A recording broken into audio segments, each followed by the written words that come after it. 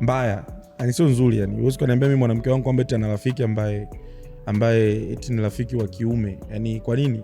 Yani mimi ninachoamini kwenye mapenzi best friend gamba. Hamna best friend bana. Hebu acheni hizo mambo hizo. Yani tamaduni zetu sisi za Kitanzania hazijafika huko mnakotaka kutupeleka. Tukiachana na tamaduni, tuishi kwenye tamaduni zetu. Kwa nini tuachane nazo?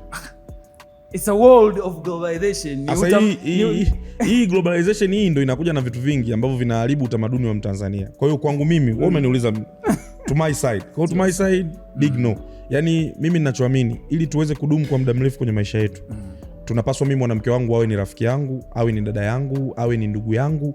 Yani nipate vitu vyote ambavyo viko complete kwake, vitanifanya niweze kukaa na yeye muda mrefu, kwa sababu nikitaka rafiki nampata, nikitaka mpenzi nampata, nikitaka anitreat kama dada yangu, anitreat kama ndugu yangu, ni rahisi kuweza kukop na kuweza kuendelea. Lakini ukisema kwamba leo mwanamke wangu mimi ana rafiki yake eti ni best friend, kwa hiyo kuna muda pia hayo sasa ambao nakueleza zitaanza kutoka kwamba vile vitu ambavyo natakiwa mimi na yeye tushauriane, atataka aende akashauriwe na huyo best friend. Kwa hiyo kinachotokea athari yake ni ipi?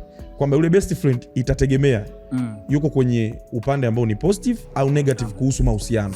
Kwa hiyo yuko negative tu, ina maana automatically ndoa yako wewe au mahusiano yako wewe yatayumba.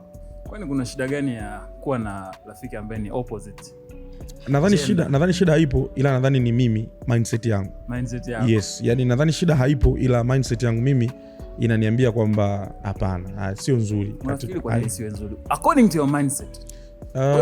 Nimetoka kuelezea hapa, sio nzuri kwa sababu kuna vitu vingi ambavyo mwanamke wangu anaweza akaona sio rafiki kunieleza, akataka amueleze yule ambaye ni best friend wake.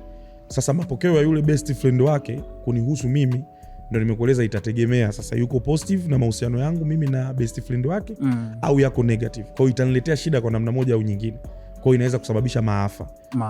What if kwamba mimi mpenzi wangu akawa ni rafiki yangu, akawa ni mshikaji wangu, tunashare matatizo alionayo, inawezekana kazini, matatizo alionayo labda kwenye sehemu tunapoishi, au labda matatizo ya familia yake, akawa mimi ni rafiki yake na kunieleza. Ina maana mimi ndo nitakuwa comfort zone yake. Kwa hiyo anaweza akanieleza kila kitu na tunaweza tukasogea. Kwa mahusiano mengi ukitizama yanayoharibika, unaweza tukawasingizia marafiki, tukasingizia vitu vingine, lakini chanzo ni sisi wenyewe kutojiswitch. Yes, kutengeneza mazingira ya kuwa marafiki, kwa watu ambao tunaweza tukazungumza.